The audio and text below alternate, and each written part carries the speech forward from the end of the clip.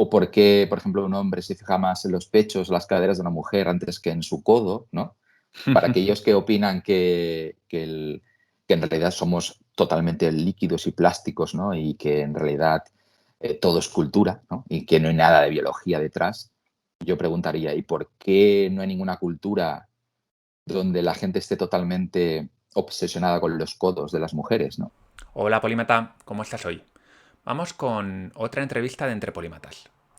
Dediqué mi última recomendación de la newsletter Píldoras de Sabiduría a Baker Café, el canal de YouTube de Sergio Parra, mi entrevistado de hoy.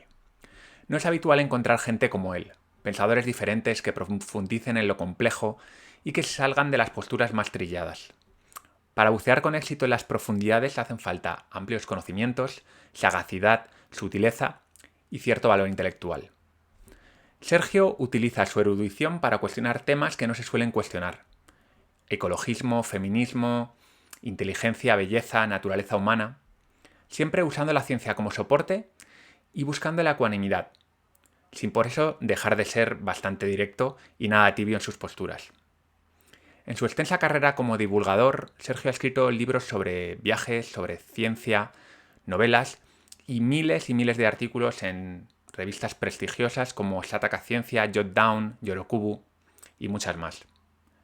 Al investigar sobre su vida comprendí que estaba frente a un polímata. Sus ideas beben del nuevo pensamiento ilustrado de figuras tan notables como Steven Pinker, Daniel Dennett o Richard Dawkins. Como ellos, Sergio deposita en la ciencia y en la razón sus esperanzas para un futuro mejor. Hoy vamos a hablar con Sergio sobre ciencia y sobre otros temas. Bienvenido, Sergio. Hola, ¿qué tal? Bien Muchas hallado. gracias por prestarte a esta pequeña tortura. Un placer y ya sabes, yo no conocía tu canal y lo he estado explorando y la verdad, a lo mejor me queda un poco grande lo de considerarme polímata, pero para mí es un honor participar en un canal tan ilustrado, ¿no? Una cosa que se está perdiendo bastante hoy en día. Muchas gracias. ¿Cuáles son para ti las ideas científicas que mejor nos permiten a día de hoy conocer cómo funciona el mundo, comprenderlo? Las dos o tres principales. Mm. Es un tema difícil, pero si tuviese que elegir quizás una de las más importantes, sería el concepto de experimento, que es algo muy sencillo y muy intuitivo hoy en día, pero a la que profundizas un poco en la historia de la ciencia y te das cuenta de que es un concepto, un enfoque bastante reciente en la historia de la humanidad. Hasta mediados del siglo XVII aproximadamente, por ejemplo, palabras como hipótesis o como teoría, por ejemplo, pues eran términos que se usaban mayormente en el ámbito de la astronomía, por ejemplo, y términos como hechos o evidencias se usaban en derecho y poco más. Es decir, Ujú. fuera de ahí, esos términos, esos conceptos, esos enfoques estaban aislados. Pero a partir, como te digo, de aproximadamente 1650 o así, los términos fueron convergiendo y ampliando su cobertura para intentar explicar el mundo natural. Es decir, que las cosas no bastaba con observarlas, con opinar de ellas, con ser un erudito o un sabio, sino que había que someterlos a una especie de escrutinio muy exhaustivo, y en eso consiste el experimento, ¿no? Ujú. En probar realmente si lo que dices es verdad, y no solamente frente a ti mismo, sino frente a los demás. Porque experimentos siempre ha habido a lo largo de la historia, pero experimentos rodeados de otros científicos, público incluso, esto hasta mediados del siglo XVII, ya te digo, no, es algo prácticamente inédito en la historia de la humanidad. Con lo cual, para mí esta idea, que ya te digo que es una idea a lo mejor muy simple para hoy en día, me parece una idea capital para empezar al menos a intentar comprender el mundo que nos rodea, ¿no? Y no fiarnos tanto de nuestros sentidos, de nuestros pálpitos, de nuestras intuiciones. Y luego, aparte, pues, todo eso nos permitió desarrollar ideas mucho más sofisticadas e incluso a día de hoy difíciles de entender, como son quizás la selección natural o la selección sexual, que para mí son fundamentales a la hora de intentar acercarnos a cualquier explicación mínimamente profunda de por qué hacemos lo que hacemos, por ejemplo, o por qué está ocurriendo lo que ocurre a nuestro alrededor. Así que yo creo, como introducción, ya te digo, el término experimento y el término selección natural, selección sexual, son dos herramientas muy poderosas. Es verdad que la experimentación es algo que se sobreentiende en el mundo científico. Mm. Sin embargo, ¿crees que ha calado lo suficiente en la población, en la cultura popular? Es decir, el hecho de que algo que no está demostrado mediante experimentación no puede ser considerado como cierto, sino simplemente una especulación o una hipótesis. Pues lamentablemente creo que no. Yo hablo con mucha gente que a lo mejor no está muy próxima, ¿no?, a la visión más científica, y me sorprende que se sigan repitiendo los clichés de pues a mí me funciona, por ejemplo, o conozco a alguien que le ha funcionado, o me han dicho que, o hay determinada persona en la cual confío mucho porque es un experto o porque es un sabio y si lo ha dicho él, pues me fío de ello, ¿no? Realmente es descorazonador porque creo que no es nada común, incluso en el siglo XXI, y seguimos, a todos nos pasa, a mí también me pasa, en el día a día es inevitable que cuando te habla alguien que a lo mejor tiene un título académico que refrenda lo que está diciendo, pues automáticamente le das como más verosimilitud a lo que dice, ¿no? Que en principio debe ser así, pero no siempre es así, no sabemos en qué momento es así o no, con lo cual mm, eh, a veces por economizar o por ir al grano, pues solemos saltarnos eso, ¿no? El escepticismo que creo que es necesario a la hora de enfrentarnos a cualquier dato nuevo, ¿no? Y como te decía, el hecho de que incluso un ensayo de doble ciego, que hoy en día es una cosa tan común, a lo mejor, para desarrollar un nuevo fármaco, o la vacuna del coronavirus, por ejemplo, del COVID, la gente sigue sin entender lo que es exactamente esto y por qué es tan necesario, tan poderoso y tan difícil de hacer, ¿no? Porque tienes que, por no profundizar demasiado en el ensayo doble ciego, para quien no lo sepa, es básicamente coger a un grupo de personas, a nivel conceptual es una tontería, pero a nivel práctico es muy poderoso. Coges a un grupo de personas, por ejemplo, a 1000 personas, divides a 500 por un lado, 500 por el otro. A unos les das un fármaco con un principio activo, que es el que quieres probar, y a otros les das un placebo, es decir, un fármaco que no produce nada, ¿no? Y haces una estadística de cuántos se curan realmente de un lado o de otro, y si no superas determinado umbral de curación, pues estás frente a un medicamento que no es eficaz. Pues algo tan básico como esto me sorprende que la gente aún no lo siga Sí, entendiendo e interiorizando. y luego hay otra cosa importante también, y es que las personas que analizan esos resultados no conocen quién ha tomado el placebo Claro, y quién no lo ha tomado. Esto es clave también porque muchas veces, yo sé que Polímatas lo siguen muchos analistas. Claro, el analista muchas veces coge los datos, los procesa, los trabaja y luego él saca las conclusiones. Es muy fácil que por el camino cocinemos un poquito, ¿no?, claro, los datos para que saquen lo que nosotros buscamos. El doble ciego evita eso. Y es lo que claro. tú dices. Yo creo que hay mucha gente que ni siquiera sabe lo que es o cómo funciona o la importancia que tiene.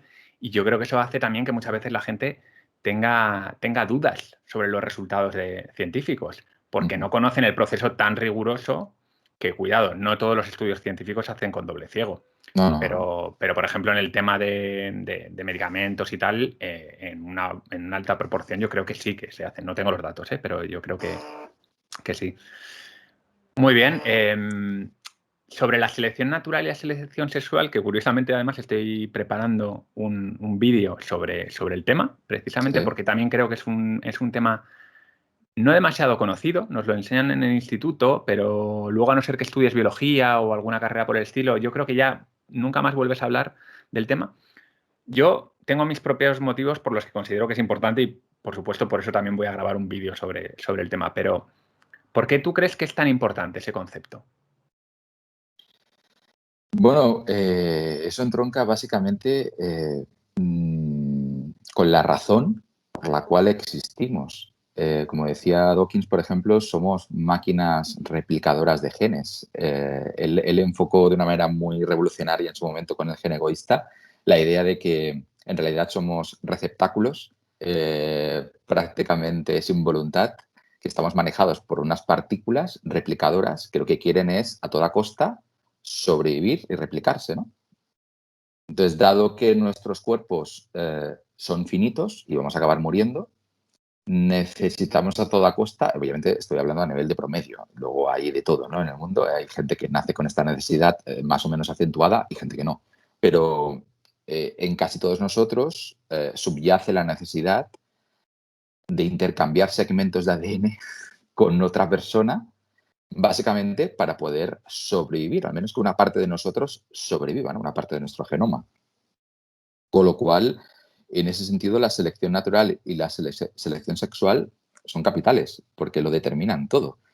Al final, eso nos permite explicar, por ejemplo, por qué nos gustan los alimentos grasos o azucarados frente a otro tipo de alimentos, o por qué, por ejemplo, un hombre se fija más en los pechos o las caderas de una mujer antes que en su codo, ¿no?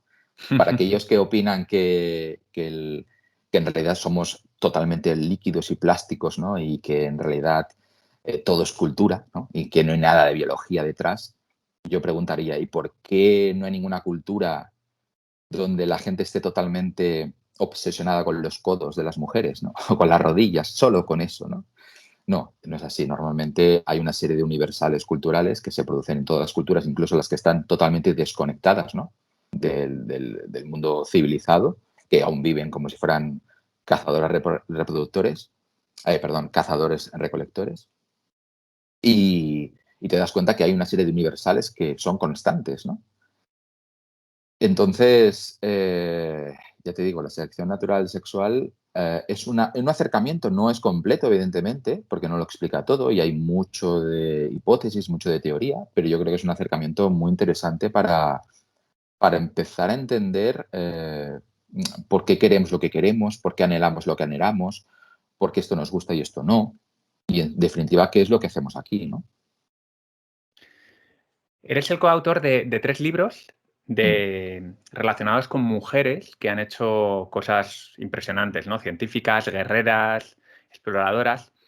Entonces, bueno, no eres sospechoso de ser un antifeminista ni nada por el estilo, pero cualquiera que vea tu canal Baker Café verá que hay varios vídeos que sí que son bastante críticos, ¿no? Con una parte del movimiento feminista.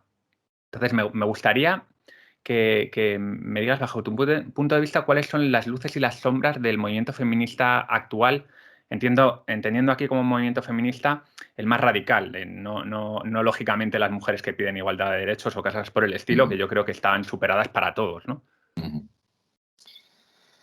Bueno, básicamente el feminismo le ha ocurrido lo mismo que le ha ocurrido, por ejemplo, al ecologismo y a otros tantos movimientos sociales, que al final cuando se vuelven muy populares o se ponen de moda, llega un momento que se acaban simplificando. Es como, bueno, como una película. Las películas son más minoritarias, suelen ser mucho más interesantes o mucho más profundas, porque están dirigidas a un público mucho más concreto, ¿no? Y las que intentan contentar a todo tipo de públicos, claro, tienen que ser películas que entiendan los niños de 10 años y las ancianas de 80, con lo cual tienen que ser mucho menos incisivas, mucho más generales, mucho más simples, ¿no? Y esto es lo que creo que ha ocurrido con el movimiento feminista.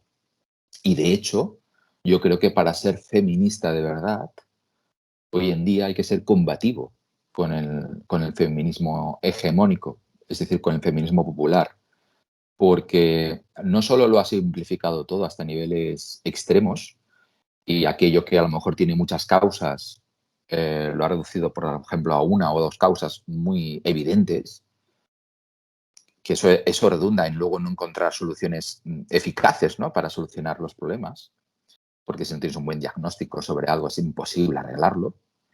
Como te digo, no solo se ha simplificado, sino que además pues, se ha puesto de moda enarbolar determinadas posturas feministas se ha convertido en una suerte de exhibicionismo moral, ¿no? De virtuosismo moral.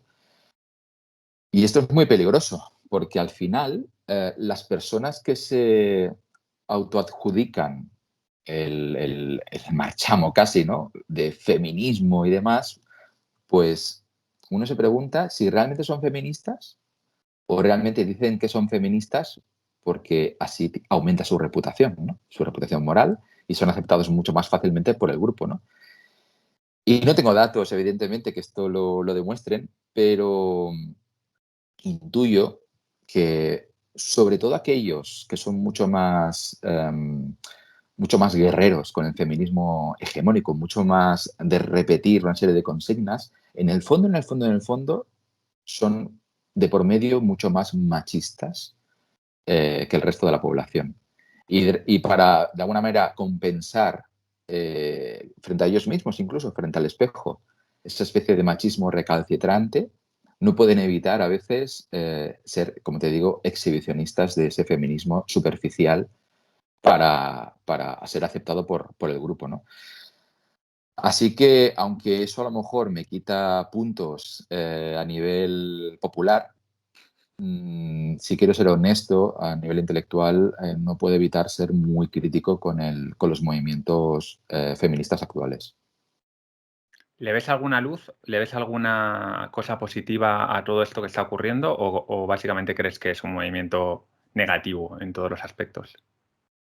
Es que en general, mira, hay un libro que me encantó, que es de Joseph Head, que es un filósofo canadiense, que se llama Rebelarse vende, que es una historia de las revoluciones populares y de cómo en realidad la revolución popular y el acercamiento popular de las ideas más complejas acaba por desvirtuarlas y ser, de hecho, ser adscritas al mainstream. Es decir, al final, todo aquello que es de rebelde, de contestatario, acaba siendo administrado muy inteligente por el mainstream y acaba consiguiendo que sea algo muy anodino en el fondo. Con lo cual, me cuesta mucho ver cosas positivas en el movimiento feminista actual, porque yo creo que, por un lado, no solamente están simplificándolo y volviéndose mainstream, en algunos aspectos incluso retrógrado y machista. Es muy sorprendente esto. O sea, hay determinados comportamientos o visiones que son casi religiosas y antiguas,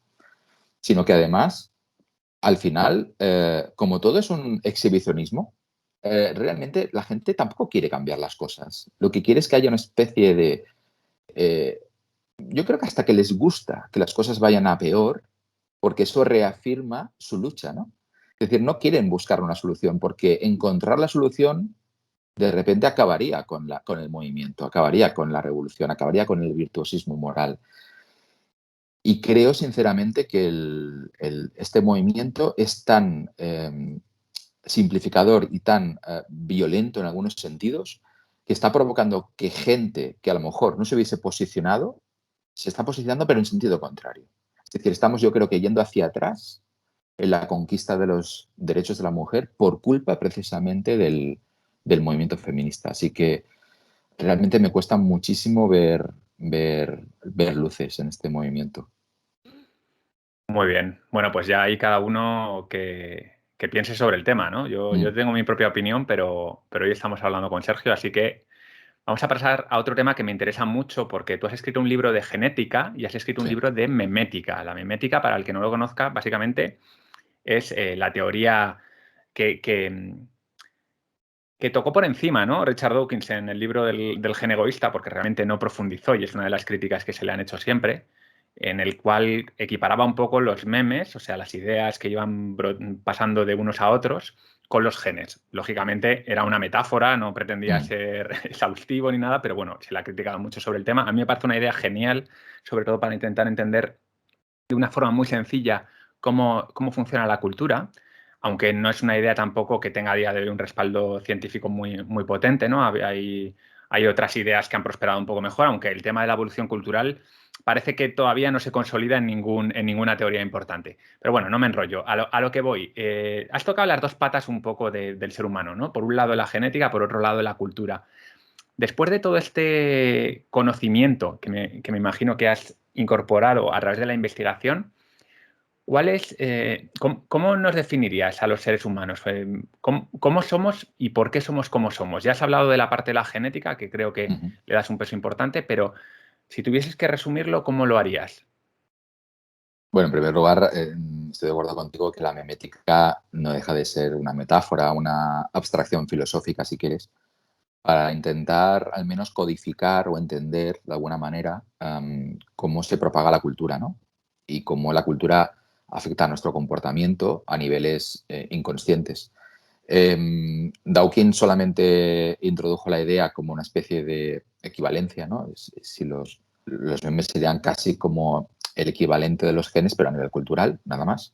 Pero luego hay filósofos como Daniel Dennett, por ejemplo, que me encanta, que sí que tiene libros específicos sobre el tema y que me parecen muy interesantes. Y no tienen respaldo científico, como dices, pero permite, yo creo, entender de una manera mucho más clara que no solamente somos genes, sino que también somos memes, con lo cual al final somos una mezcla de cultura y de crianza, pero escribiendo estos libros he llegado a articular mucho mejor la idea de que preguntarnos dónde está la línea divisoria entre crianza y cultura es un imposible, es una pérdida de tiempo, es algo infructuoso, realmente es irrelevante porque de hecho se retroalimentan ambas cosas, con lo cual es muy difícil saber qué es causa de qué, ¿no?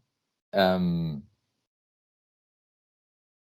lo que sí que sé es que el ambiente tiene un efecto muy poderoso en los genes también, ya sea a nivel fenotípico, epigenético y demás, y que de hecho una mínima varianza en algo ambiental ya produce cambios brutales en el ser humano.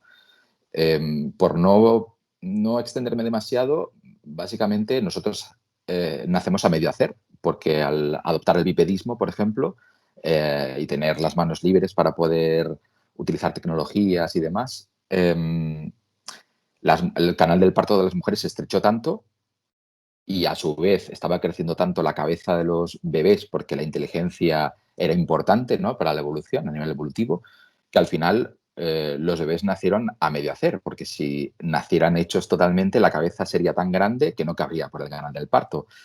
Eso hace que el efecto secundario negativo sea que cuando un bebé nace dependa totalmente de sus padres, no tiene ningún programa, digamos, instalado de supervivencia, necesita de la asistencia de los padres. Y la parte positiva es que en función del contexto, el cerebro se forma de una u otra manera. Si se habla determinado idioma, pues aprenderá ese idioma de manera nativa, por ejemplo, y demás, ¿no?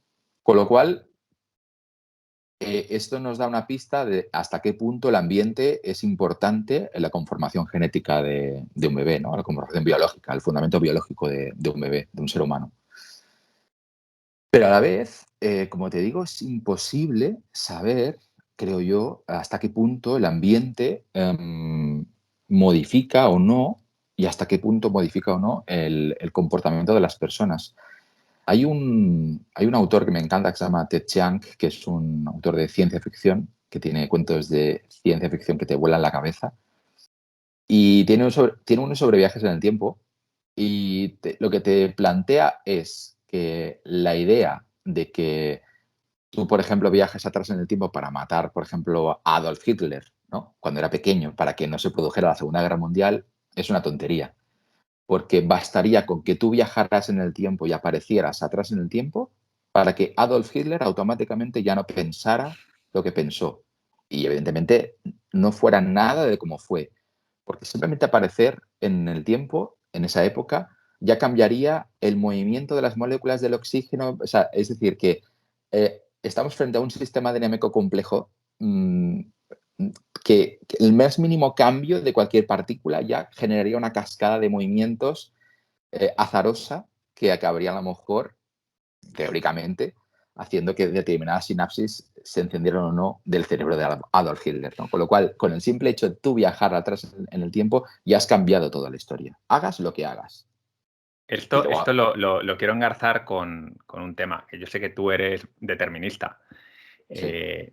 Que al final, bueno, determinista básicamente es que piensas que hay un destino, ¿no? Que se inició el mundo en un punto y vamos a otro punto concreto y no hay libre albedrío, realmente no podemos hacer mucho para cambiarlo. Y cuando has dicho lo del viaje en el tiempo, he pensado precisamente en eso, ¿no? En que, claro, si tú haces un viaje en el tiempo, lo que estás haciendo es cambiar esas condiciones ligeramente, de manera que se provoca un efecto cascada que hace que ya el destino cambie. Claro. ¿No? Cuéntanos un poco más sobre el determinismo, porque yo creo que es una idea muy interesante que desde el punto de vista científico tiene mucho apoyo, pero desde el punto de vista cultural, es decir, de la gente de la calle, realmente a la gente le vuela la cabeza cuando le dices algo Mm. así, ¿no?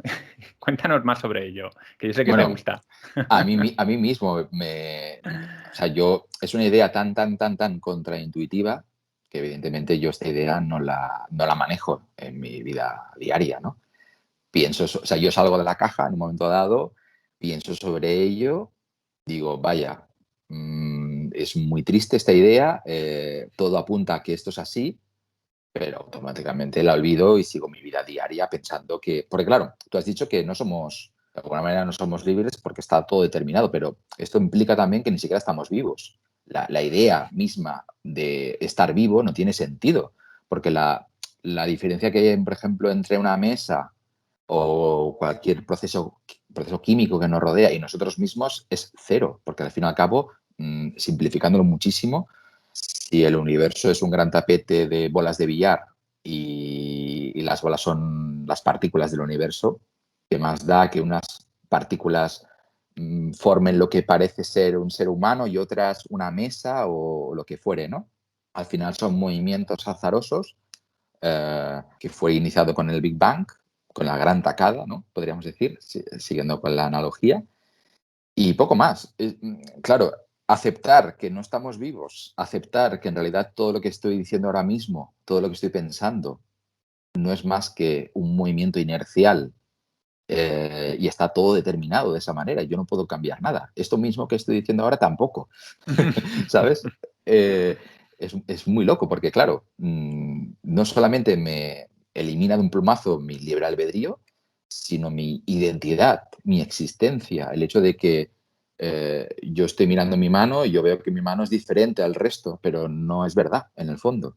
Hay moléculas, hay átomos. El hecho de que yo vea una diferencia entre mi mano y el aire que le rodea es algo, podríamos decir, casi cultural, ¿no? Pero no es real a nivel físico, ¿no?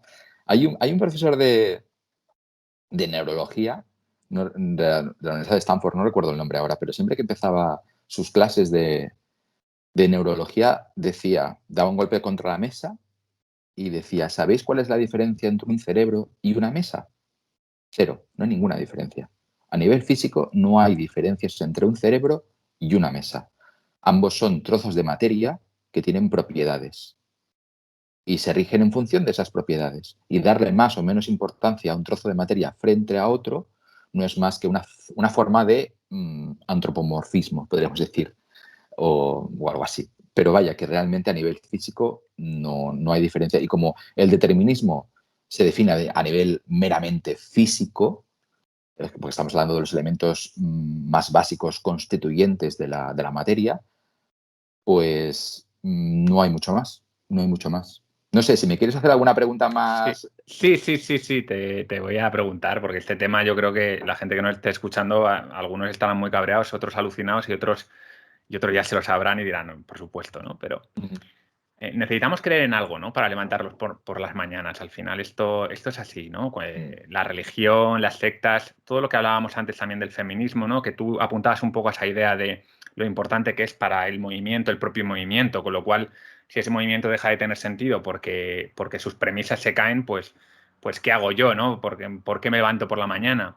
Y claro, todo este tipo de ideas tan cientificistas o llámalas fundamentalismo científico, ¿no? Que les podrían llamar algunos, son como desmoralizantes para la gente porque precisamente les estás quitando, no digo tú, ¿eh? Sí, la sí. ciencia les está quitando un poco todas sus ilusiones para levantarse por las mañanas. Ujú. Y yo creo que una de las luchas que hay entre la religión y el nuevo ateísmo, ¿no? Yo te he visto una conversación que tienes con un biólogo religioso evangelista muy interesante, lo recomiendo. Si no quieren ver a Richard Dawkins, oye, pues aquí Sergio Parra hace un papel a la altura de Richard Dawkins también en sus peleas con otros teólogos. Y yo al final siempre llego a la misma conclusión, ¿no? La conclusión para mí es el teólogo o el religioso quiere creer y de alguna manera el científico le está quitando las piedras que hay para que pueda creer, o sea, los cimientos, ¿no? Aunque el Ujú. científico le repite una y otra vez que él también necesita creer pero claro, el otro le dice, ya, pero me estás quitando mis cimientos. Entonces, ¿cómo reconciliamos esto? Si la ciencia nos quita aquello en lo que necesitamos para seguir levantándonos por las mañanas, esas creencias, Ujú. ¿cómo lo reconciliamos? Porque yo creo que este es uno de los problemas a veces del rechazo que hay por la ciencia. Yo creo que hay dos ideas que me gustaría resaltar. La primera, que hay que tener la flexibilidad de salir de la caja y estar en la caja, de estar en la cueva de Platón y estar fuera de la cueva de Platón, por un lado, y por otro, también quiero recalcar la idea, que también Dawkins tiene un libro muy chulo sobre esto, que es Destejiendo el arco iris, de que en realidad lo que en apariencia parece quitarle la magia a las cosas es justo al contrario, le da más magia. Vale, vayamos por la primera idea. La primera idea, em, si has visto ese debate, yo recalco mucho la idea de que yo soy una persona religiosa, en el fondo. Soy un creyente. ¿Por qué? Porque creo en muchas cosas sin pruebas y porque tengo una cosmovisión intuitiva sobre el mundo.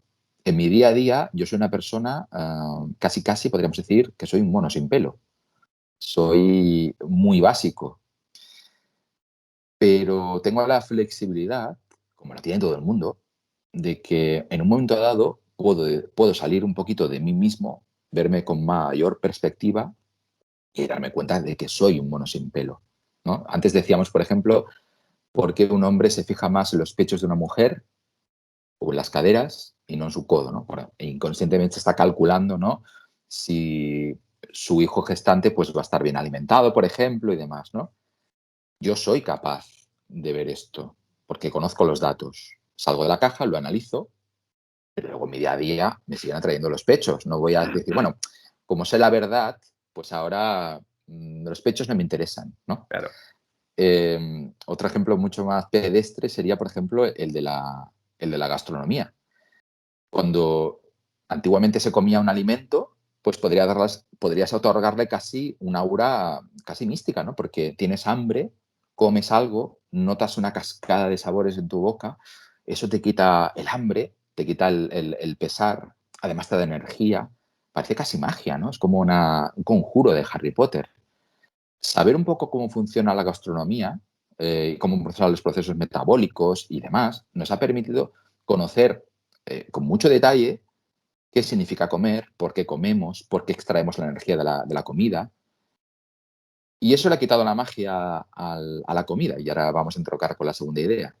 En parte sí, pero lo que ha hecho es sofisticar un poco la gastronomía, entender a lo mejor que debemos comer más verde y menos grasas y azúcares porque es bueno para nuestra salud y darle una nueva magia también, ¿no? Porque yo cuando voy a un restaurante con una estrella Michelin, yo siento magia también y me lo paso muy bien y aún sabiendo que en realidad soy un pobre organismo que está comiendo para sobrevivir, soy capaz de arrancarle un disfrute, ¿no? A ese hecho, ¿no? Con lo cual, yo creo que es como dejar de creer en Papá Noel. Si dejas de creer en Papá Noel, estás quitándole a una persona parte de la magia, ¿no? De que esa sensación de que existe una criatura que te da dádivas en función de lo bien o mal que te has comportado durante un año, ¿no? Pero a la vez, eliminar eso, primero, te hace eliminar la idea simple, maniquea y un poco tonta de que alguien juzga tu moral de manera objetiva y que las cosas pueden cambiar y pueden evolucionar y la moral también, ¿no? Y por otro lado, puedes, digamos, hacer las cosas por otra persona que está hecha de carne y huesos, que también tiene sentimientos, y no tanto por contentar una criatura mágica que no tienes ningún tipo de relación con ella. Quiero decir que al final es cierto que tú eliminas cierto misticismo, cierta magia, cierta manera de vivir cuando accedes a un conocimiento nuevo. Pero eso te permite también ver cosas mucho más interesantes, mucho más completas y acceder también a una parte de la magia perdida a través de otro cauce, ¿no? Y como decía, el libro de Richard Dawkins, Destejiendo el arco iris, teoriza sobre cómo serían las obras de arte pictóricas, literarias y demás, si realmente los artistas tuvieran un conocimiento profundo de la ciencia, ¿no? En plan, ¿por qué no hay obras de arte basadas en el LHC, ¿no? El Gran Colisionador de Hadrones, por ejemplo, ¿no? Cosas así. Se perdería en cierta magia, pero yo creo que ganaríamos en otro sentido, ¿no? Así que no sé si he respondido bien a tu pregunta o Perfectamente. no. Yo creo que no es una pregunta con respuesta. Yo creo que hay Ya. distintos enfoques y yo estoy en la línea de Dawkins y yo soy capaz de ver esa magia en la ciencia. De hecho, a mí me emociona la ciencia. Yo el otro día vi un documental sobre el CRISPR y yo me emocionaba. Literalmente se me ponían los pelos como escarpias. Entonces, lo puedo entender. También puedo entender la otra parte, que haya gente que está muy apegada al terreno emocional, al terreno, digamos, más humano-animal, Ujú. y que le quiten eso, que es una gran parte de ellos, les deja un poco huérfanos, porque igual no han tenido la educación o no han tenido la experiencia de aprender esas otras cosas que les permiten creer en algo más allá, ¿no? Y ahí voy con la siguiente pregunta. ¿Crees que de alguna manera la ciencia viene a sustituir a todo eso? ¿Se va a convertir la ciencia en otra nueva religión, como dicen algunos? ¿O ves alguna diferencia fundamental entre las creencias religiosas o en ideologías políticas, identitarias, con la ciencia? Depende del nivel. A nivel sociológico no creo que haya diferencia. Es decir, todos necesitamos creer en cosas porque eso reduce la incertidumbre y eso a su vez reduce el cortisol, el estrés, por lo cual estamos mejor. Es inevitable. Igual que nos gusta comer un pastel, nos gusta creer en algo, porque no podemos estar continuamente analizándolo todo, porque si no eso sería una especie de parálisis por análisis, como Spock de Star Trek, y al final no seríamos felices y no podríamos hacer cosas. Con lo cual necesitamos hacer saltos de fe, ¿no? Y cuando el semáforo, por ejemplo, está en verde, pasamos y no nos planteamos si estamos frente a una ilusión óptica o si a lo mejor me están engañando los sentidos, me están engañando desde el Estado, hay un hacker que está en verde el semáforo, voy a pasar, ya está, me planteo más cosas. Es decir, en nuestro día a día, a nivel sociológico, un científico, en parte, abraza la ciencia como una manera de rendirle culto a algo que reduce su incertidumbre. Pero a nivel epistemológico, si quieres, sí que hay, creo, diferencias entre la ciencia y todo lo demás. En primer lugar, creo que la mayor diferencia es que la ciencia se autocorrige. Y eso es muy importante. La mayoría de creencias, si te fijas, son inmutables. Y de hecho, se penaliza a las personas que cuestionan los fundamentos de una creencia y se penaliza el cambiar. Y se premia todo lo contrario, se premia pues la fe ciega, ¿no? Casi. Sin embargo, en ciencia es lo contrario. En ciencia se penaliza el no cambiar y se premia a aquel que encuentra errores en lo que acaba de afirmar otra persona. De hecho, la propia ciencia, sabedora de que los científicos son seres humanos, y aunque sean científicos, tienen sus sesgos y tienen sus creencias y necesitan la certidumbre, pues al final, en aras de evitar esto, premia particularmente a los que encuentran errores y para eso lo que hace es obligar al que afirma algo, publicarlo, hacerlo público, ¿no? Y que todo el mundo pueda acceder a ese conocimiento, todo el mundo pueda reproducir ese conocimiento. Esto es algo inédito en la mayoría de las creencias, porque las creencias suelen ser, bueno, esto es lo que hay y si lo cuestionas es que no eres de nuestra cuerda y te expulsamos del grupo. Sin embargo, en el ámbito científico, el propio procedimiento imposibilita esto. Es decir, tú, aunque a lo mejor dejas de ser amigo de la persona a la cual estás cuestionando a nivel personal, a nivel sociológico, a nivel académico vas a recibir palmadas en la espalda si eres capaz de encontrar errores en eso que ha afirmado aquella persona. Y esto es muy tonto, como decía, pero es muy revolucionario y es muy diferente a todo lo que teníamos hasta algo. Y por eso, de hecho, creo que el nacimiento de la ciencia en el siglo XVII, XVIII, XVI, depende de cómo analicemos el término ciencia, ha provocado cambios en la historia de la humanidad que nada tienen que ver con los cambios anteriores. Y yo creo que ha sido por primera vez cuando hemos empezado a acumular conocimientos de verdad. Ya no ganaba el que mejor lo explicaba, ¿no? El que tenía una mejor retórica, sino que eso pasa mucho entre los filósofos, ¿no? Que muchas veces es gente muy inteligente, pero ¿qué pasa? Que como toda persona inteligente es falible, puede errar. Claro. En manos de una persona con mucha capacidad de retórica puede retorcer y retorcer los argumentos y las ideas hasta que parezcan y las vendan bien. Y por eso algunas ideas filosóficas pues han calado en la población y han calado durante siglos, aunque fuesen completamente absurdas. Ahora la ciencia le pone veto a eso. No es que no pueda ocurrir, cuidado, pero va a ocurrir durante un tiempo limitado, porque hay muchos otros científicos, como tú dices, que su prestigio depende de que esas ideas erróneas se saquen a la luz, ¿no? Y me ha gustado mucho el enfoque. ¿Tú crees que en las últimas décadas la ciencia está perdiendo un poco el prestigio? No digo obviamente en el mundo más intelectual o científico, sino en el mundo de la calle. ¿Crees que el posmodernismo, esta idea de que todo es relativo, de que, bueno, no hay una verdad absoluta? Yo el otro día escuchaba un debate entre dos filósofos y la filósofa decía, no, bueno, lo primero de todo, vamos a plantear aquí la primera cosa importante del debate. No hay una sola verdad, ¿no? Y ya empezó el debate con eso. Entonces es como, claro, el otro decía, bueno, y si no hay una sola verdad, entonces, ¿de qué debatimos? Porque, claro, tú tienes tu verdad, yo tengo la mía, no hay una idea, por lo menos, a la que aspiramos.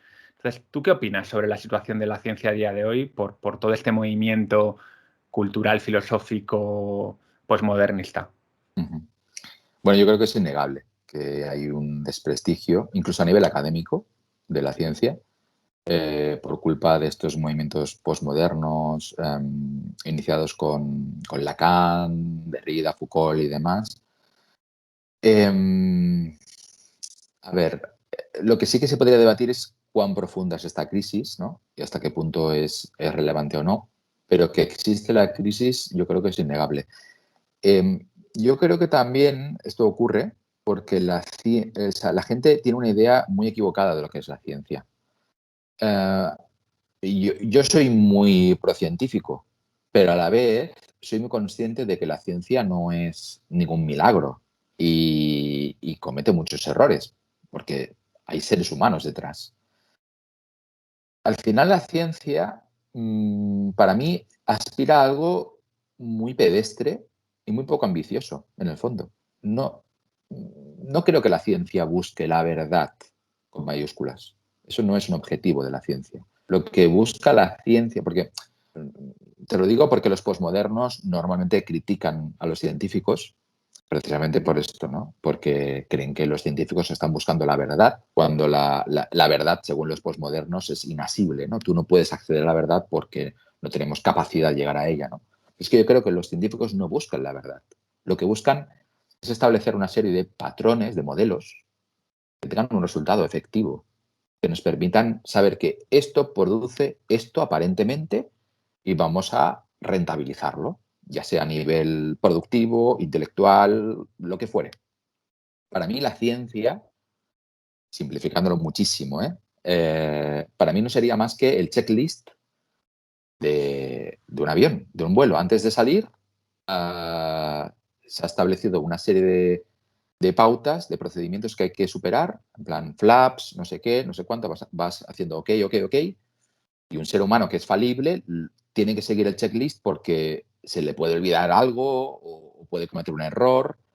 Y una vez seguido el checklist, tú sabes que el avión, lo más probable, que no siempre es así, pero lo más probable es que emprenda el vuelo y llegue a su destino y no le falte combustible para llegar y no haya ningún problema. Es más, si no llega a su destino, la propia ciencia tiene procedimientos para averiguar qué es lo que ha ocurrido, aislar ese problema y solucionarlo para que la próxima vez no ocurra. Es decir, de alguna manera la ciencia establece modelos predictivos de cómo se van a comportar las cosas y de alguna manera nos podemos adelantar a lo que va a ocurrir para que no ocurra. Y poco más. Para mí la ciencia es eso. Es decir, que luego me venga un posmoderno y me diga, no, es que la verdad, no sé qué, a lo mejor vivimos en un mundo de apariencias o estamos en Matrix, pero para mí esto es irrelevante, ¿no?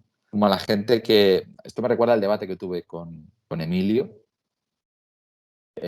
sobre si Dios existe, si no, que yo creo que la ciencia no se pregunta estas cosas. Es que Dios, si lo conceptuamos como una hipótesis, como puede ser, por ejemplo, el flogisto y demás, es una hipótesis que no nos aporta absolutamente nada para crear un modelo de cualquier tipo. O sea, para establecer si un avión puede llegar a Nueva York con X galones de combustible, a mí la hipótesis Dios no me aporta nada, con lo cual la extraigo.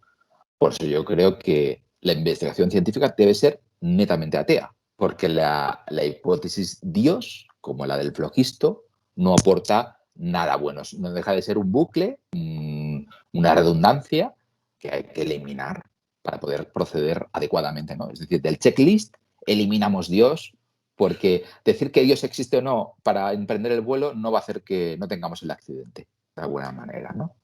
¿Crees que la ciencia está cometiendo algún error corresponsable también de esta situación o crees que toda la responsabilidad está en esa mentalidad posmodernista, ¿no?, que hemos heredado de los filósofos? La verdad es que no lo sé. Yo creo que este tipo de preguntas que aluden a fenómenos sociológicos muy complejos es casi como hablar de la meteorología. ¿Tú crees que el hecho de que haga calor en España hoy va a provocar que nieve mañana en no sé dónde? Pues no lo sé. No lo sé realmente. No sé dónde está la responsabilidad. Ni siquiera sé si educando mejor en ciencia o creando programas divulgativos más interesantes lo eliminaríamos o no, o simplemente esto es frutos es algo que debería ocurrir, es algo que tiene que ocurrir porque la gente pues anhela respuestas, la gente vive en una vida llena de incertidumbre y al final prosperan algunas ideas que son como virus que arraigan en el cerebro de la gente y al igual que es muy difícil a veces no constiparse, no coger una gripe, aunque podamos tener una serie de normas para minimizar el riesgo, eso acaba ocurriendo y no sé quién es el responsable. Yo creo que son ideas que son muy sugerentes, que son es fácil que arraigan en un cerebro y al final acaba sucediendo. Y no sé cuál es la solución, ni sé quién es el responsable. Así que siento no poder ayudarte No, no te en esta preocupes. pregunta. Publicaste en tu cuenta de Instagram un cuaderno en el que llevas escribiendo, según tú, décadas. A mí me impresionó, ¿eh? Porque yo llevo Sí, escribiendo un diario 3 años y me parece mucho, pero en el sí. que vas apuntando aquellas cosas que no quieres olvidar. Me Ujú, parece una idea súper interesante y me recuerda mucho al famoso cuaderno de Richard Feynman, ¿no?, donde iba apuntando ujú. también todas las cosas que él consideraba importante. ¿Qué uso le das a este cuaderno y hasta qué punto te ayuda en tu proceso de pensamiento y de aprendizaje? Vale. Sí, es verdad que esto es muy típico de muchos científicos intelectuales a lo largo de la historia. Para mí surgió de una manera casi natural. Yo leo mucho y a su vez tengo muy poca memoria, con lo Ujú. cual me da mucha rabia estar leyendo y olvidando a la vez que leo, olvidando la mayoría de lo que leo. Era como coger un puñado de arena de la playa y ver que se te escapan los granos de arena entre los dedos y al final solo te quedan unos poquitos, ¿no? Y en aras de evitar esto, empecé en su momento a copiar, a manuscribir todo lo que me parecía interesante y que no quería olvidar. Iba escribiéndolo en libretas. Estas libretas las llamaba estibles, que es una palabra en desuso, muy culta, que más o menos puede traducirse como eh, aquello que debe saberse, y me pareció una palabra muy pedante, típica de mí, y dije, vale, pues a partir de ahora mis cuadernos los llamaré estibles, y allí iba, como te digo, manuscribía pues todo aquello que me parecía interesante. Lo que pasa es que llegó un punto en que había tantas cosas que me parecían interesantes, porque al final lo que hago en estos cuadernos es escribir síntesis, casi resúmenes esquemáticos de cosas muy complejas para no olvidar el camino que me lleva a esa conclusión, porque a veces olvidamos el camino, la ruta, ¿no? O sea, yo escribo rutas normalmente, pero luego aparte tengo otros sistemas de clasificación mucho más completos, con más datos. Hasta te diré que tengo archivos divididos en 38 temas, temas que considero importantes, por ejemplo, el amor, el sexo, el altruismo, la cooperación, son temas que considero que son rectores del mundo. Y cuando leo algo que me parece muy interesante que alude a un tema de estos, pues lo que hago es fotocopiar la página donde se habla sobre ello y lo archivo. Y tengo pues un montón de carpesanos desde hace, yo diría que casi 20, más de 20 años Wow. hace que hago esto. Con lo cual, al final, si te fijas, he acabado mmm, no solucionándome el problema, porque tengo tantos archivos que ahora mismo es, vale, leer todo eso me supondría años. Con lo cual vuelvo a tener el problema del principio, que es no puedo recordar todo lo que leo. Es casi como la piedra de Sísifo, por mucho que lo empujas, al final siempre acaba cayendo, ¿no? Así que, bueno, no sé, también es una manera de asimilar algunos conceptos que cuando los escribes, pues eso, los memorizas mejor o los procesas de otra manera. Y es algo que me gusta hacer, simplemente. Y llega un momento que a veces lo hago casi por afición y no tanto por conseguir un objetivo. Genial, me encanta. ¿Conocer mejor cómo funciona el mundo te acerca o te aleja cada vez más de los demás, de la gente que te rodea? Bueno, yo creo que me aleja de unos y me acerca a otros, ¿no?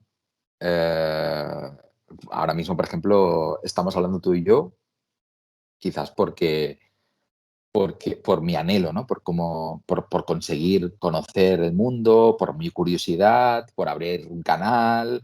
Al final he conocido gente muy interesante con la que me he podido acercar y hemos podido compartir, pues, lo típico, ¿no? Curiosidades, zozobras y demás. Así que, por una parte, ya te digo, a lo mejor sí que siento, esto aviva un poco mi misantropía, porque al final te das cuenta que la gente en general pues es muy simple. Yo también soy muy simple, seguramente. Pero a su vez me ha permitido conocer a gente muy interesante, no solamente a nivel personal, sino a través de los libros, porque creo que leer un libro de alguien interesante es una manera de conversar con él, ¿no? Evidentemente no es una conversación bilateral, pero es como acceder a su Bueno, cerebro. les puedes hablar, lo que pasa es que no suelen responder, ¿no? Sí, sí, sí. Pero es una manera, yo creo, de tener una conversación, así como ahora estoy teniendo un discurso un poco deslavazado, estoy intentando recurrir a, pues eso, a lo que recuerdo y demás. Un libro es acceder a una respuesta muy bien articulada, muy coherente, muy interesante, con datos, no sé. Entonces es una conversación, otro tipo de conversación muy interesante, muy fructífera. Así que en ese sentido me he sentido muy cerca de algunos intelectuales y de algunos cerebros, ¿no? El mundo occidental está, a día de hoy, yo creo que en la última década, sobre todo, muy preocupado por la discriminación a las minorías, ¿no? Aquí podemos Mm. incluir pues todo tipo de minorías, aunque algunas no lo son, como las mujeres, que yo no entiendo por qué se les llama minoría, ¿no? Si son la mitad de la población, pero bueno, los negros, los homosexuales, ahora todo el tema trans también. En Baker Café, sin embargo, tú te has salido un poco, como sueles hacer, ¿no? Del mainstream y le dedicas un vídeo entero, que yo sepa uno, no sé si alguno más, al tema de los feos, la discriminación hacia la gente fea, o los gordos o los que no tienen un aspecto. Y bueno, es un tema que a mí siempre me ha interesado y cuando vi el vídeo me encantó. Yo se lo recomiendo a todo el mundo, pero cuéntanos un poco ¿por qué crees que a la gente, al mainstream por lo menos, no le preocupa esa discriminación cuando tú das pruebas en el vídeo de que es más importante incluso que hacia otros grupos? Ujú. No, bueno, no solamente los feos, los bajitos, los estrábicos, los tartamudos, todas estas personas sufren discriminaciones mucho más penalizantes que las mujeres, incluso que diría que los negros, al menos en países como España. Las cárceles están llenas de feos. De hecho, hay programas para intentar usar actores con rostros neutros que vayan al juicio para que el jurado no se sienta influido por la cara del acusado, porque si la cara del acusado a lo mejor tiene una cicatriz, eso hace que inconscientemente la gente piense, pues seguramente es culpable. Eh, a ver, yo creo que estamos programados para ser tribales, básicamente porque nuestro cerebro ha sido forjado en comunidades muy pequeñas y nuestro cerebro no está preparado para entender grandes números de personas. Dice Robert Dunbar que más o menos estamos preparados para asimilar a nivel profundo una comunidad más o menos de unos 150 individuos, con lo cual al final necesitamos formar parte de un grupo, tribalizarnos y considerar que nosotros somos los buenos, los mejores, los X y los demás no lo son. Con lo cual, estamos programados para, en mayor o menor medida, discriminar a los demás. No podemos evitarlo. Vamos a discriminar, queramos o no. Lo que pasa es que, por azares del destino, hay discriminaciones que se han puesto de moda en los medios de comunicación o en la agenda política y han salido a la luz y se están intentando, pues eso, convencer a la gente de que hay que solucionarlo, cosa que me parece correcta, pero el hecho de que se ponga de moda solucionar el problema de X es, ya te digo, algo totalmente azaroso y que nos hace olvidar una cosa muy importante, que todos estamos siendo discriminados continuamente por miles de factores. Desde el acento, como te digo, hasta la belleza, la altura, etcétera, etcétera, etcétera. Tu manera de ser, ¿no? Las personas simpáticas, por ejemplo, tienen más amigos. ¿Acaso eso no es una discriminación de las personas menos simpáticas? Tú dirías, no, pero claro, ser simpático también es una cosa que depende de ti. Bueno, en cierto modo sí, pero no siempre es así. A lo mejor soy poco simpático porque el mundo me ha tratado de determinada manera o porque tengo unos genes que me predisponen a ser poco simpático. ¿Acaso yo no merezco tantos amigos como los simpáticos? Y así con todo, ¿no?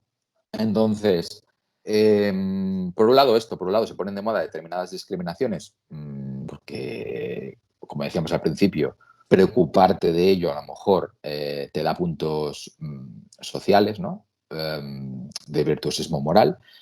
Y por otro lado, uno se pregunta, vale, ¿cómo vamos a eliminar todas estas discriminaciones si en el fondo nuestras relaciones se basan en la discriminación? Porque no estamos preparados para conceptuar a todo el mundo por igual. Pues es una pregunta que yo creo que no tiene respuesta. O sea, por mucho que eliminemos una discriminación o combatamos una discriminación, automáticamente yo creo que van a nacer otras, como cortarle la cabeza a una hidra. Nacerán otras cabezas, porque estamos preparados, como insisto, para nosotros mismos, de hecho, conceptuamos nuestra forma de ser, nuestra identidad, en función de cómo son los demás, nos ponemos por encima de otro, por debajo de otro. O sea, necesitamos saber si estamos por encima de otro o por debajo de otro para saber quiénes somos, ¿no? El hecho de que busquemos ser todos iguales es una entelequia. Y si no es una entelequia, conseguirlo seguramente solo se conseguirá a través de sistemas tan totalitarios que yo creo que no son convenientes para una vida plena. Mm. Sí, yo lo que pasa es que creo que los movimientos que buscan, ¿no?, proteger a los negros, a las mujeres homosexuales, discapacitados, etcétera, etcétera, no buscan, ¿no?, esa igualdad total. Lo que pasa es que es muy interesante la observación que tú haces, que pongámonos en el caso de que se consigue solucionar todas esas diferencias de discriminación con esos grupos. ¿Qué pasaría entonces, no? Yo creo que es una pregunta interesante. ¿Se abrirían nuevos, se abriría el tema de los feos, de los altos, de los gordos, de los bajos, de los que tienen pecas, Es muy interesante, la verdad es Pero que... nacería, como digo, nacerían otras, porque a lo mejor nacerían las personas que tienen determinado móvil frente a otras. Ujú. Es decir, estamos continuamente en una especie de carrera armamentística. De ahí nace, de hecho, el consumo conspicuo, que es el consumo simplemente para alardear. La economía mundial depende de ese tipo de consumo. Incluso tribus de cazadores-recolectores hacen ese tipo de consumo conspicuo. Es decir, estamos hablando de personas que no saben lo que son los medios de comunicación, ni el marketing, ni nada parecido, pero consumen simplemente para demostrar que son mejores que los demás. Porque tienen más cosas, acceden a mayores recursos, incluso destruyen los recursos frente a los demás para demostrar que les da igual perderlos porque tienen muchos, etcétera, etcétera, etcétera. Así que es una entelequia, ya digo. Yo creo que eliminar eso sería imposible. Otra cosa es que intentemos minimizar al máximo sus efectos. Y la mala noticia es que no creo que haya ninguna receta hoy por hoy, a nivel científico, probada, que se demuestre como efectiva. La educación no sirve de mucho, las películas inclusivas no sirven de mucho, etcétera, etcétera. Realmente, si podemos abrazar algo que tiene determinado efecto, esto sería la teoría del contacto. Es decir, estar en contacto unos con otros de la manera menos jerárquica posible, colaborando en proyectos comunes donde todos vamos a salir beneficiados y todos colaboramos por igual. Claro, esto es muy abstracto. Esto en un experimento de laboratorio funciona.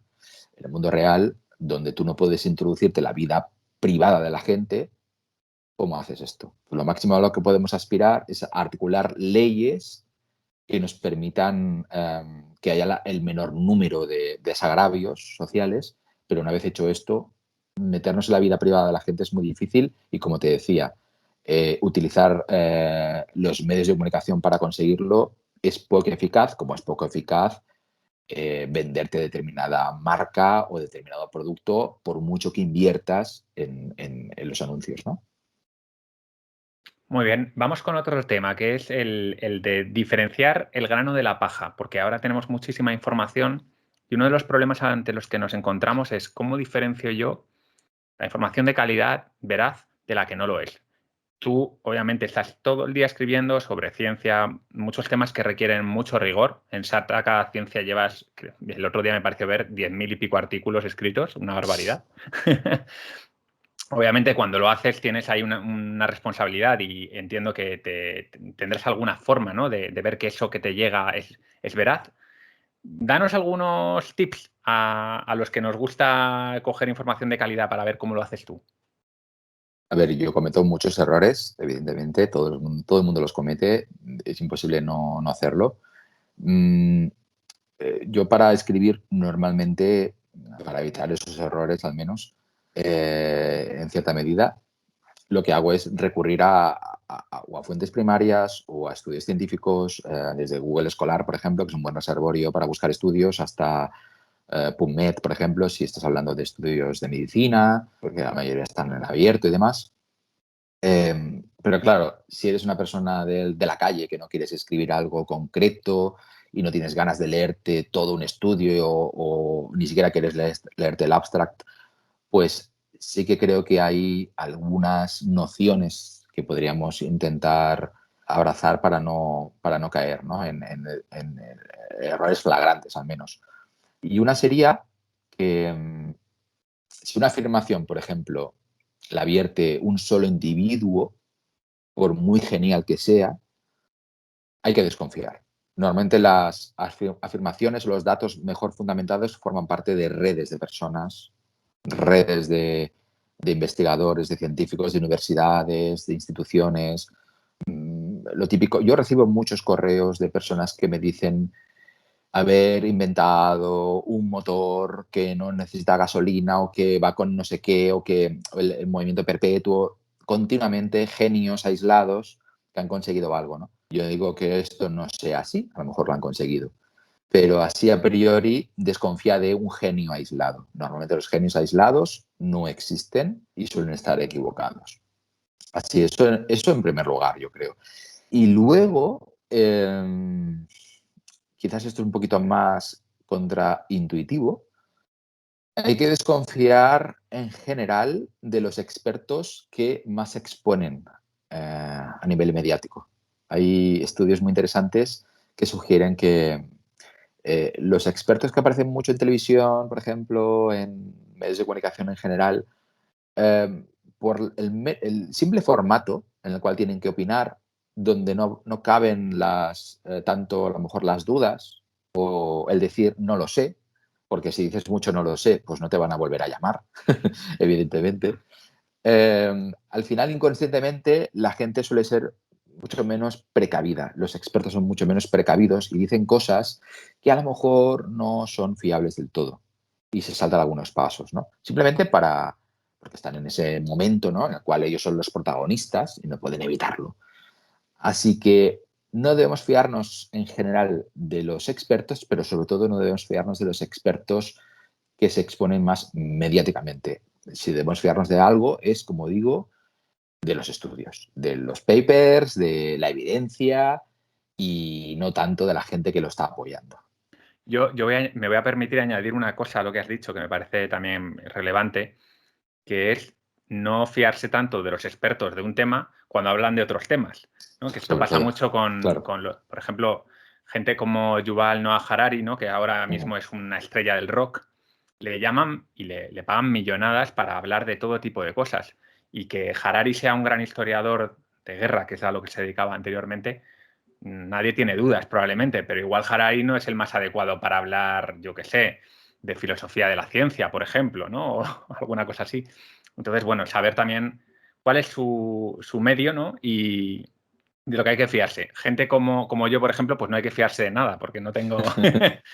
No estoy especializado en ningún tema, ¿no? Y por Entonces, supuesto, como realmente. yo, o sea, yo soy un completo y absoluto diletante que como abarco tantas cosas, al final a lo máximo que puedo aspirar si quieres es a tener cierta habilidad para conectar Sí, conocimientos que están muy aislados normalmente desde la academia, ¿no? Yo intento conectarlos de maneras nuevas. Si quieres, puedo Yo hacer creo que esto. gente como tú y como yo somos buenos generadores de ideas. O sea, gente que Ujú. te puede dar alguna idea suelta que luego tú puedes investigar, pero obviamente no nos dedicamos nuestra vida a investigar un tema concreto, con lo cual no somos expertos nunca. Lo que yo le doy a la palabra experto, que es un, es un estamento importante, ¿no? No cualquier persona que Ujú. se dedique unas semanas a estudiar un tema no es un experto, ¿no? Claro. Vale, vamos a ir terminando ya. Sergio, ¿qué nos recomiendas para que seamos un poquito más sabios cada día? Pues yo creo que hay una norma que cada vez estoy más convencido, más persuadido de su utilidad, que es comprobar cuánto hace que no cambies de opinión. Si hace demasiado tiempo que no cambias de opinión, eso debe activar tus alarmas y debes intentar al menos confrontar lo que crees tan cierto y tan seguro con personas que no creen en ello o buscar libros a lo mejor o artículos que opinen en sentido contrario. ¿Cuándo fue la Mira, última vez que cambiaste de opinión? cambiar de opinión de manera brusca, un cambio brusco de timón, digamos, me ocurre muy pocas veces, porque soy un ser humano y no puedo evitar enamorarme de mis propias ideas. Sí que continuamente estoy matizando y sobre todo lo que hago es darle menos importancia a lo que opino, porque sé que dista mucho de acercarse a la verdad. Eh, y que siempre hay cosas que ya se han tenido en cuenta y que hay como un gran debate entre gente que opina una cosa y gente que opina lo otro, y ambos tienen parte de verdad, ¿no? Y al final es como que es mucho más útil tener una navaja suiza con diferentes herramientas en función de lo que quieres abordar que a tener solamente pues, una herramienta para todo, ¿no? Mm. Eh, pero sí que, mira, te voy a decir que hace unos 4 años, 3, 4 años, cambié de opinión de manera muy sustancial sobre un tema que estaba bastante convencido, que es el tema del aborto. Mm. Yo toda mi vida te diría que había considerado que los proabortistas simplemente eran personas meapilas, religiosas y punto. Y que esa idea era totalmente prehistórica y no había que debatirla. Y que y que hay que ser proabortista. O sea, los antiabortistas me parecen, vamos. Pero leí un libro de Jonathan Haidt que se llama La mente de los justos. Sí, muy bueno. Que es un libro que me impactó muchísimo y me abrió la mente muchísimo en ese sentido. Y luego profundicé con otras lecturas, estuve leyendo más y realmente me di cuenta de que, bueno, hay muchos matices en esto y que obviamente yo a nivel pragmático, de hecho tengo un vídeo en Baker Café donde hablo sobre este tema, e intento sintetizar mi opinión en 15 minutos, cosa difícil, pero creo que lo consigo en cierta medida. Eh, creo que hay que permitir el aborto a nivel práctico, eso es así, pero a nivel moral creo que también hay que dar acomodo a aquellas personas que no están de acuerdo con el aborto o consideran que el aborto es una aberración, porque, como te digo, al final todo es una cuestión de líneas rojas y cada uno tiene las suyas y ambas son totalmente abstractas y no están basadas. O sea, sí que pueden estar basadas más o menos en datos objetivos y ahí es lo máximo a lo que puedo aspirar, a que tú cambies tu opinión o tu percepción moral en función de los nuevos datos entrantes, pero poco más. Es decir, Es un heurístico. Yo creo que este tipo de temas es un heurístico para saber cuál es el nivel de la persona con la que estás hablando.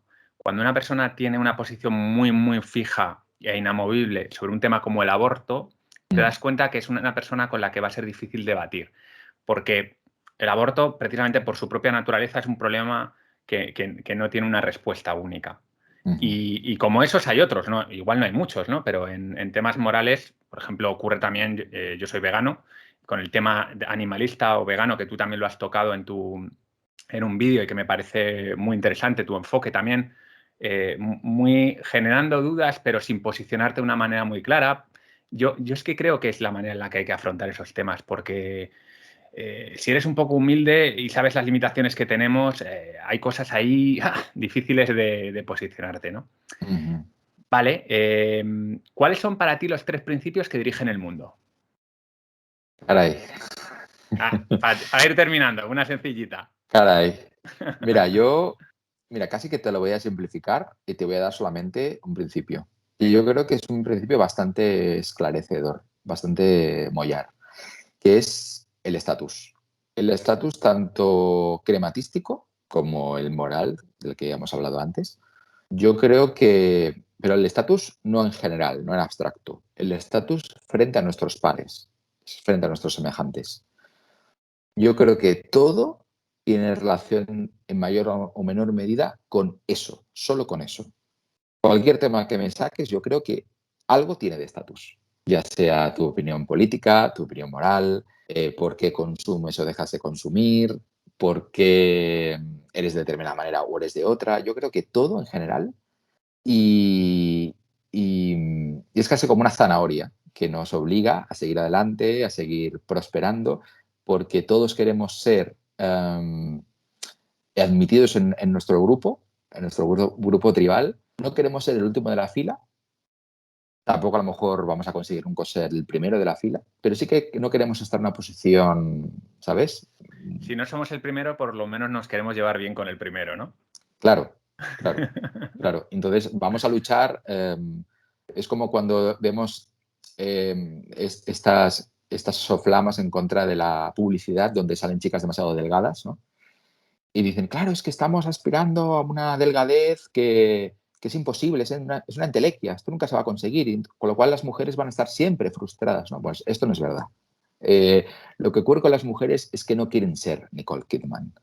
Lo que quieren es ser tan delgada al menos como su amiga. Su amiga es lo importante, es decir, es su semejante, es su par.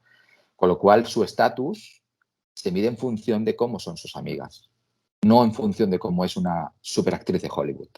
Por eso la capacidad persuasiva que tiene un famoso a la hora de instilar ideas en la plebe es mínima. Otra cosa sería, a lo mejor, una nueva generación de influencers que tienen que ver, pues yo qué sé, gente que se ha hecho famosa en YouTube, a lo mejor, y sí que ves a lo mejor más como un igual, no tanto como alguien entronizado, ¿no? Por la fama, que vive en un palacio de cristal, sino que es una persona que te está hablando desde su habitación y que casi es como un semejante, ¿no? A lo mejor sí que aquí habría matices, pero, pero ya te digo, si no percibes tú que sea un semejante, yo creo que eso tiene poca influencia en tu anhelo de estatus, ¿no? Que como te decía, para mí el estatus crematístico y el estatus moral es algo rector en el día a día. Bueno, para los que no lo sepan, en Polímatas tengo un artículo y un podcast dedicado al estatus, así que muchas gracias, Sergio, porque me has permitido ahí enlazarlo. Para terminar, ¿qué 3 polímatas te gustaría que entrevistase en Polímatas? Pues, ¿tienen que ser youtubers o puede ser? Quien sea Vale, que sea accesible a poder ser. vale. Mira, te diría que si hay alguien polímata de verdad es Ignacio Crespo, no sé si lo conoces. Sí, sí, sí. Yo creo que este daría mucho de sí. Ujú. Eh, José Valenzuela, que es un colega que tengo que también para él la división letras, ciencias no existe, una persona que le encanta aprender de todo. Y mira, una persona con la que he conocido hace poco gracias a Baker Café, al canal de Baker Café, que hemos ya hecho una buena colaboración, es José Luis del canal Disonancia Cognitiva. Es un tío que me ha caído genial y que creo que también es una persona con la que se puede hablar de todo y que tiene muchas cosas que aportar. Pues sí, he visto vuestro vídeo sobre películas y vuestro debate sobre Matrix. Lo dejo ahí Sí, para que... Pues oye, Sergio, un placer enorme. Muchas gracias por venir a Polímatas y estoy para lo que tú necesites. el placer ha sido mío y bueno, siempre es un placer hablar con gente interesante y sobre todo, bueno, estar en un canal como este que todavía no he visto todos los vídeos, pero los pocos que he visto me han gustado muchísimo. Nos vemos pronto. Hasta la próxima. Bueno, Polímata, espero que te haya gustado la entrevista. Yo creo que no tiene ningún desperdicio. Las ideas de Sergio, como ves, son rompedoras, son en algunos casos polémicas, pero son muy pensadas, os lo aseguro. Si os metéis en su canal de YouTube Baker Café, veréis cómo no da puntada sin hilo y realmente profundiza bastante en todos los temas que trata. Os recomiendo seguirle. Otra cosa, estoy preparando una serie que, bueno, estoy emocionadísimo porque creo que va a ser una serie equivalente a la de los sistemas complejos en cuanto al éxito que va a tener. Es una serie sobre el conflicto entre biología y cultura, precisamente varios temas que hemos estado tratando Sergio y yo hoy. Y ya he preparado el primer vídeo, el primer capítulo, que es sobre la evolución biológica. Y lo voy a publicar el próximo fin de semana, así que estate atento. Ya sabes que para no perderte nada, suscríbete a Píldoras de Sabiduría, la newsletter de polímatas.com. Nos vemos, soy Val Muñoz de Bustillo, que tengas buena semana.